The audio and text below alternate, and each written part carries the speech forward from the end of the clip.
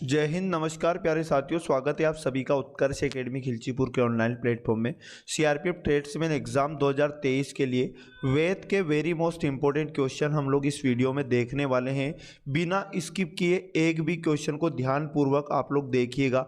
यकीन मानिएगा एग्जाम के अंदर इसी प्रकार के क्वेश्चन आपको देखने को मिलेंगे। और उसके बाद यदि आप चैनल पर पहली बार आए तो चैनल को सब्सक्राइब कर लें, जिससे आपको सभी वीडियो का नोटिफिकेशन मिल पाएगा।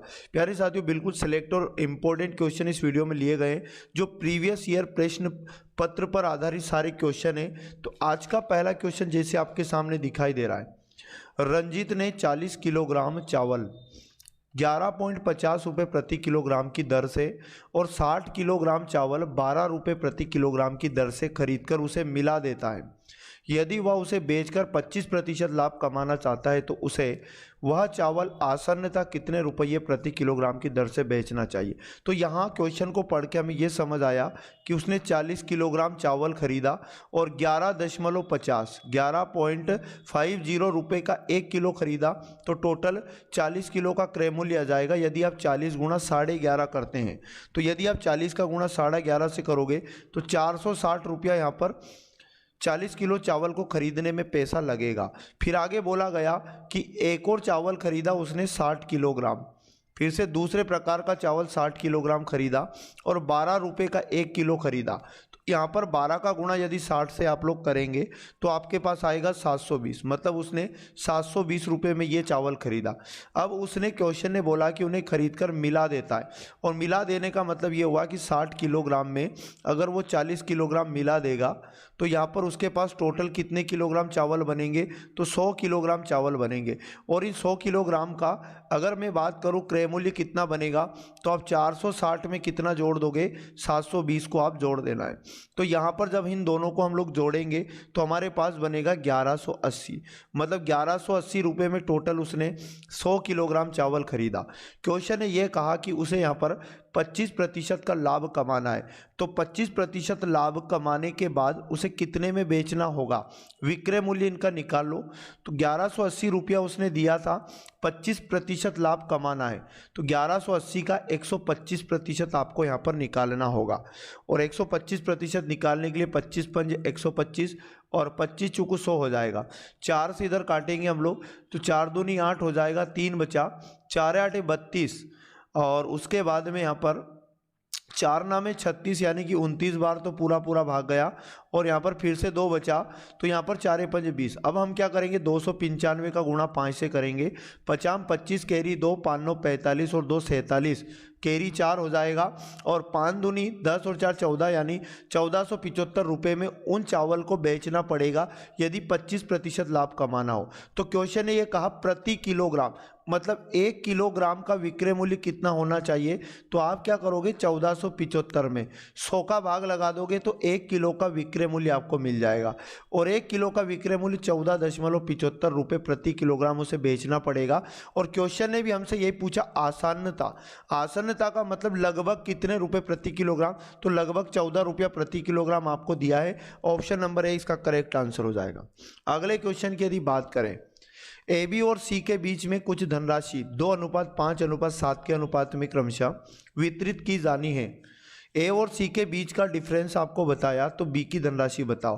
तो इसका मतलब हमें रेशो दिया, ए रेशो बी रेशो सी दिया है, और वो बताया 2:5:7 आपको बताया। क्वेश्चन ने बोला कि ए और सी का डिफरेंस 2500 है, तो यहाँ रेशो में ए और सी का डिफरेंस कितना है। तो आप क्या करोगे, 7 रेशो में से 2 रेशो घटाएंगे तो 5 रेशो का अंतर है, और इस 5 रेशो का मान क्वेश्चन ने 2500 बताया। तो यहाँ पर 1 रेशो का मान लेके आओगे तो 2500 में आप क्या करो, 5 का भाग लगाओ। तो 5 का भाग लगाएंगे तो 500 रुपया 1 रेशो का मान आ जाएगा। अब यहाँ पर क्वेश्चन ने ये कहा कि बी की धनराशि बताओ। तो बी का मान लाने के लिए जो 1 रेशो का मान आया 5, मतलब 1 रेशो का मान 500 आया, इसका गुणा 5 से कर देंगे तो 5 गुणा 500 हमारे पास बी का हिस्सा आ जाएगा। तो यहाँ पर 5 25 यानी 2500 रुपये बी का हिस्सा आ जाएगा। बी की धनराशि 2500 रुपये होगी। Option number A correct answer इसका हो जाएगा। क्वेश्चन नंबर 3 है, एक कक्षा में 24 छात्रों के औसत अंक 25 हैं उस कक्षा के लड़कों के औसत अंक 20 और लड़कियों के औसत अंक 30 हैं, तो कक्षा में लड़कों और लड़कियों की संख्या में क्या अनुपात होगा। तो हम इस क्वेश्चन को मिश्रण विधि से सोल्व कर सकते हैं। तो अब मिश्रण विधि से कैसे सोल्व करोगे, ध्यानपूर्वक समझना। मिश्रण विधि में क्या करोगे, आपको एक साइड लिख लेना है लड़के और एक साइड आपको लिख लेना है लड़कियाँ। अब क्या करोगे आप लोग, यहाँ पर लड़कों का औसत, लड़कों के नीचे लिखेंगे लड़कों का औसत बताया 20 और लड़कियों का एवरेज कितना बताया 30 बताया। तो ये एक साइड लड़कों का औसत और दूसरी साइड लड़कियों का औसत। अब बीच में क्या करोगे, पूरी कक्षा का औसत लिखोगे, मतलब लड़के और लड़कियों का औसत जो क्वेश्चन में बताया 25, तो बीच में 25 आएगा। अब क्या करोगे, बड़े में से छोटा इधर घटा लो और बड़े में से छोटा इधर घटा लो। तो इधर घटाएंगे तो 25 में से 20 घटेगा तो 5 बचेगा और इधर 30 में से 25 जाएगा तो यहाँ भी 5 बचेगा। तो यहाँ घटाने पर जो रेशो आता है ये याद रखना, इसे काटेंगे 5 से तो 1:1 बनेगा। अब ये जो रेशो आया याद रखना इनकी संख्या का अनुपात आया। तो ये जो रेशो बचता है ये संख्या का अनुपात होता है। और क्वेश्चन ने भी यही पूछा है कि कक्षा में लड़कों और लड़कियों की संख्या में क्या अनुपात है, तो जो अनुपात आया 1:1। इसका right answer option number 1 correct answer हो जाएगा। अगले क्वेश्चन की यदि बात करें, एक भिन्न के अंश में 30% बढ़ा दिया जाए और हर में 10% घटा दिया जाए तो भिन्न बदलकर 7/9 हो जाता है, तो वह भिन्न क्या होगा। तो जब कभी ऐसा क्वेश्चन आए भिन्न के अंश हर को कितना भी बढ़ाए कितना भी घटाए, तो आपको प्रारंभिक क्या करना है, प्रारंभ में मान लो भिन्न क्या था, मान लो प्रारंभिक भिन्न मान लेना है।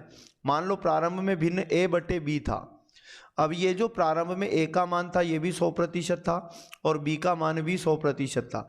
क्वेश्चन ने बोला कि अंश ऊपर वाला होता है a, 30% बढ़ाना है, बढ़ाने की बोलता है, जितना परसेंट बढ़ा रहा उतना जोड़ दो। तो a का नया मान कितना हो जाएगा 130%। और हर को बोला कि 10% घटाया तो 100% था हर भी, तो 10% माइनस कर दो तो कितना बचेगा 90% हर बचेगा। अब क्या करो, a का तो आप कितना निकालो 130% और बटे में b का कितना निकालना होगा, तो b का आपको 90% निकालना होगा, जिससे इसका नया मान बराबर में हो जाएगा 7/9। और यहाँ पर आप क्या करोगे, a का मतलब गुणा होता है 130% और बटे में b का मतलब गुणा और 90%, परसेंट से परसेंट कट हो जाएगा, 0 से 0 कट हो जाएगा और बराबर में कितना है 7/9।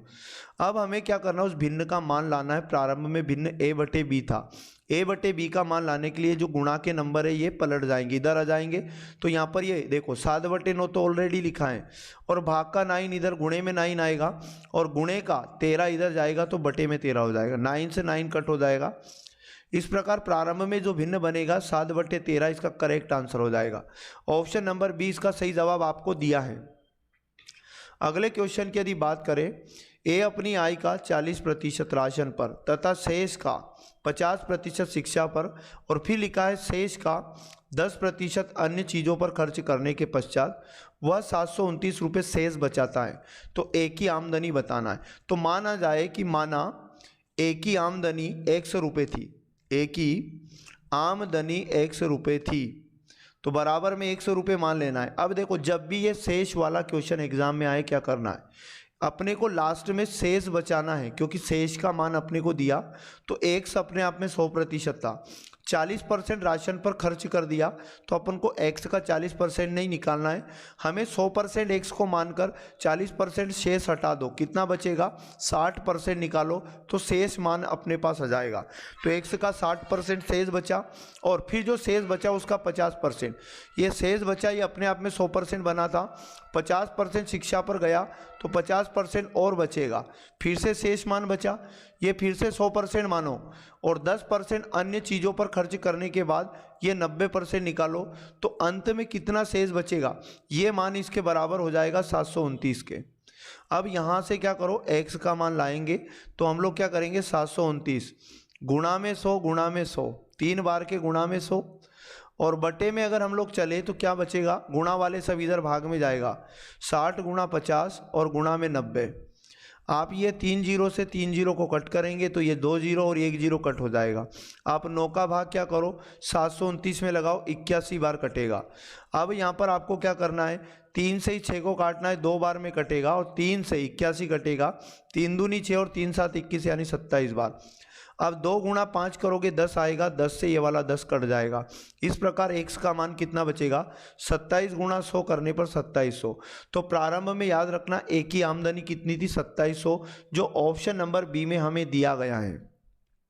आगे यदि बात करें नेक्स्ट वाला क्वेश्चन में लिखा 70 लीटर के चीनी तथा पानी के मिश्रण में 10% पानी है। देखो यहाँ पर बोला गया एक तो चीनी था और एक पानी था और ये दोनों का मिश्रण था, टोटल मिश्रण बताया 70 लीटर। लेकिन मैं आपको बता दूं दुनिया का हर मिश्रण अपने आप में 100% होता है।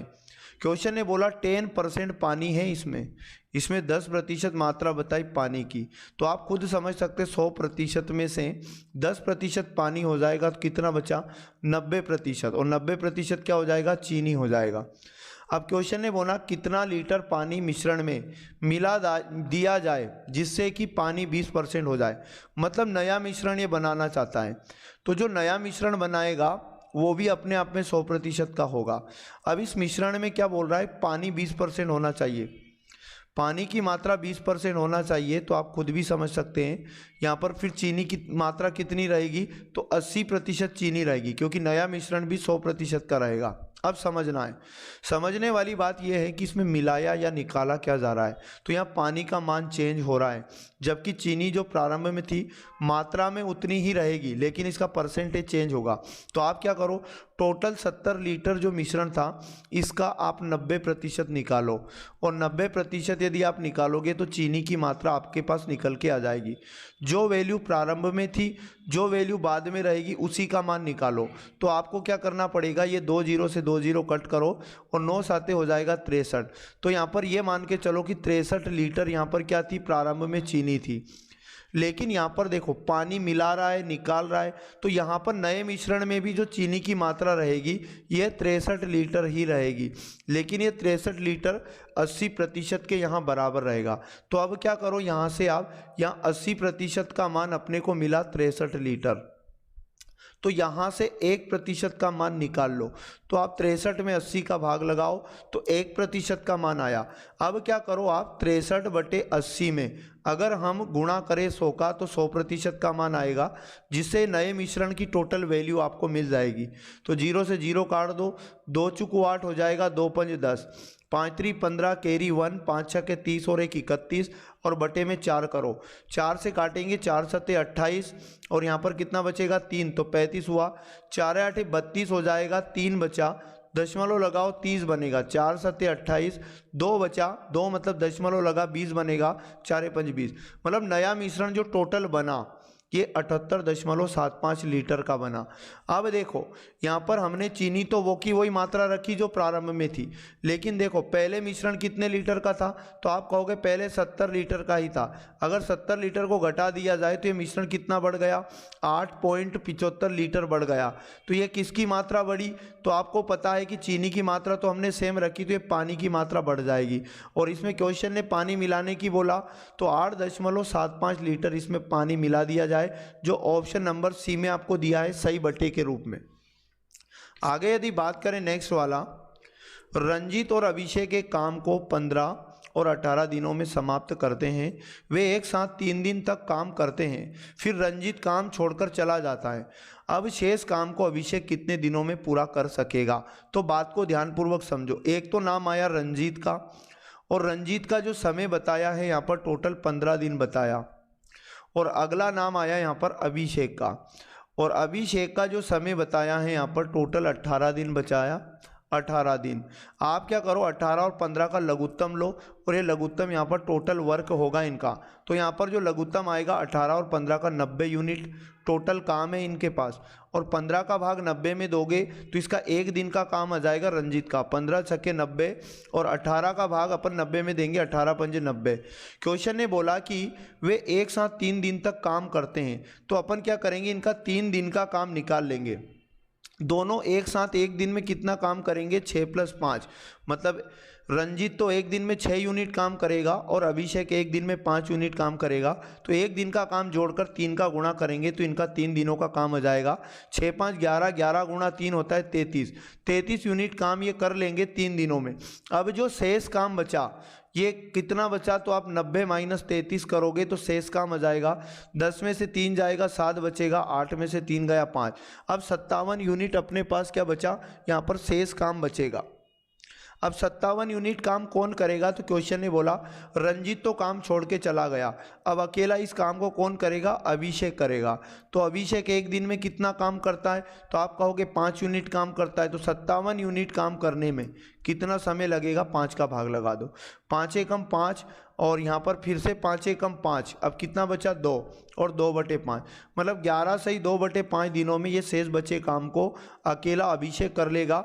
और ऑप्शन नंबर आपको दिया गया है सी वाला, करेक्ट आंसर इसका हो जाएगा। आगे यदि बात करें 8 नंबर की, दो संख्याओं का महत्तम समापवर्तक तथा लघुत्तम समापवर्ती आपको दिया है। यदि एक संख्या 90 हो तो दूसरी संख्या क्या होगी। इसे करने के लिए एक कंसेप्ट जो मैं कई बार आपको बता चुका हूं कि यदि हम पहली संख्या का गुणा दूसरी संख्या से करेंगे तो ये मान बराबर हो जाएगा उन दोनों के लघुत्तम समापवर्ती गुणा महत्तम समापवर्तक के। अब प्यारे साथियों, इन 4 मान में से जो 3 मान दिए हैं वो इस जगह पुट कर दो। तो यहाँ पर दोनों का लघुत्तम दिया है आपको, महत्तम दिया है 20 और लघुत्तम दिया 540। तो लघुत्तम 540 गुणा महत्तम दिया है 20, तो यहाँ पर यह वैल्यू पुट करी। अब यहाँ पर कहा गया एक संख्या 90 बताई है, तो दूसरी संख्या अपने को लाना है, तो माना दूसरी संख्या दूसरी लाना है। अब दूसरी को यहीं रखेंगे और गुणा का 90 इधर आएगा, भाग में चला जाएगा। तो 540 गुणा में 20 और बटे में कौन आ जाएगा, 90। 0 से 0 कट हो जाएगा, 9 से काटेंगे, 9 × 6 = 54 और 0 यानी 60, और 60 का गुणा 2 से करोगे तो 120। इसका मतलब ये हुआ कि दूसरी संख्या कितनी होगी, तो 120 होगी। ऑप्शन नंबर ए इसका करेक्ट आंसर हो जाएगा। अगले क्वेश्चन की यदि बात करें तो लिखा है 83 सेंटीमीटर और 84 सेंटीमीटर विकर्ण वाले समचतुर्भुज का क्षेत्रफल बताना है। तो याद रखना, जब भी समचतुर्भुज के दोनों विकर्ण आपको दिए गए हो और क्षेत्रफल विकर्ण के केस में लाना होता है तो हम करते हैं 1/2 गुणा d1 गुणा d2। इसका मतलब ये हुआ कि 1/2 गुणा पहला विकर्ण गुणा दूसरा विकर्ण। विकर्ण के केस में समचतुर्भुज का क्षेत्रफल इस फॉर्मूले से आप ला सकते हैं और एग्जाम के अंदर फॉर्मूले आपको याद रखना ही पड़ेगा। तो यहाँ पर मैं आपको बता दूं, 1/2 गुणा d1 का मान लिया जाए 83 होगा और d2 का मान दूसरा दिया है 84। तो आप 2 से इस 84 को काटेंगे, 2 × 4 = 8 और 2 × 2 = 4। तो हमारे पास कितना बनेगा, 83 गुणा 42। इनका आप गुणा करोगे तो आपके पास निकल कर आएगा 3486 और 3486 सेंटीमीटर स्क्वायर ये आ जाएगा इस समचतुर्भुज का क्षेत्रफल। और ये ऑप्शन नंबर किस में दिया, 3486, ऑप्शन नंबर सी इसका करेक्ट आंसर हो जाएगा। आगे यदि बात करें नेक्स्ट इंपॉर्टेंट क्वेश्चन, ये क्वेश्चन IMP है। इस पूरे क्वेश्चन में आप लोगों को क्या दिखाई दे रहा है, मात्र 2 संख्याएं दिखाई दे रही है। एक संख्या का नाम 152 है और दूसरी संख्या का नाम 148 है। तो आप एक संख्या को तो a मान लो, यानी कि 152 की जगह हम a लिखेंगे और b की जगह अपन कितना लिखेंगे, तो b की जगह हम 148 मानेंगे, या फिर 152 की जगह हम a समझेंगे और 148 की जगह b समझेंगे। यहाँ बीज गणित का एक मोस्ट इंपॉर्टेंट फॉर्मूले से सोल्व होगा जो आपको ध्यानपूर्वक समझना है। तो यहाँ पर देखो 152 गुणा 152 गुणा 152, 152 का 3 बार गुणा हुआ, मतलब मैं लिख सकता हूँ a का क्यूब, फिर प्लस का चिन्ह लगाए तो प्लस का चिन्ह लगेगा। फिर यहाँ 148 का 3 बार गुणा हुआ तो यहाँ पर 148 की पावर 3 मतलब b का क्यूब यहाँ पर बनेगा। और बटे में ऑलरेडी लिखा है 152 का वर्ग, मतलब यहाँ पर लिखा है 152a था तो a का वर्ग, और फिर प्लस का चिन्ह लगाएं और 148 का वर्ग मतलब b का वर्ग। तो आप नीचे तो a का वर्ग प्लस b का वर्ग, फिर माइनस का चिन्ह लगाए। 152a है 148b है तो a गुणा b यहाँ पर लिखा है। अब क्या करो आप, ये जो ऊपर फॉर्मूला लिखा है a³ + b³, इसका मतलब क्या होता है, इसे खोल लो। इसको कैसे खोलते समझो। तो a³ + b³ का मतलब ये होता है कि a + b और उसके बाद में a² + b² और उसके बाद माइनस का ए बी, ये इस फॉर्मूले का मतलब होता है। और बटे में ऑलरेडी कितना लिखा है अपने पास, ए वर्ग प्लस बी वर्ग माइनस ए बी अपने पास ऑलरेडी लिखा है। तो ये वाले से ये वाला कट जाएगा और अपने पास फाइनली खाली क्या बचेगा, ए प्लस बी का मान बचेगा। तो ए का मान अपने पास कितना था, 152 था, और प्लस बी का मान 148 था। इनको जोड़ लोगे तो इस क्वेश्चन का राइट आंसर डायरेक्ट मिल जाएगा। 8 2 10 की 0 कैरी आया 1, 5 4 9 1 10 की 0 कैरी 1 होगा, 1 1 2 और 1 3, यानी इस क्वेश्चन का करेक्ट आंसर 300 हो जाएगा। ऑप्शन नंबर 20 का सही जवाब है। तो प्यारे साथियों, ये थे हमारे वेरी मोस्ट और इम्पोर्टेंट 10 क्वेश्चन जो प्रीवियस पेपर पर आधारित है। इसलिए आप लोगों को सभी क्वेश्चन को प्रतिदिन ध्यानपूर्वक समझना है। धीरे धीरे करके हम लोग पूरे गणित के क्वेश्चन जो आपकी एग्जाम के लिए इंपॉर्टेंट होते हैं, सभी प्रकार के क्वेश्चन आपको सॉल्व करवाए जाएंगे। यदि वीडियो अच्छा लगा तो वीडियो को लाइक करें, शेयर करें, और चैनल पर यदि पहली बार आए चैनल को सब्सक्राइब कर लें, जिससे आपको सभी क्लासों का नोटिफिकेशन मिल पाएगा। तो मिलेंगे पुनः नेक्स्ट पार्ट में, तब तक पढ़ते रहिएगा। जय हिंद, जय भारत।